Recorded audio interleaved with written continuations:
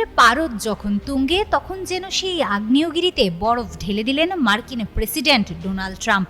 থেমে যায় 12 দিনের যুদ্ধ, শীতল হয়ে ওঠে মধ্যপ্রাচ্যের মাটি, উড়ে যায় বারুদের গন্ধ, সুবাস ছড়াচ্ছে শান্তির ফুল। ট্রাম্প জানালেন এই যুদ্ধবিরতির পেছনে আরও একজন মানুষ ছিলেন। তিনি আয়রন ম্যান খ্যাত রুশ প্রেসিডেন্ট ভ্লাদিমির পুতিন। ট্রাম্পের দাবি, পুতিন তাকে ফোন করে জানতে চেয়েছেন কোনো সাহায্য লাগবে কিনা।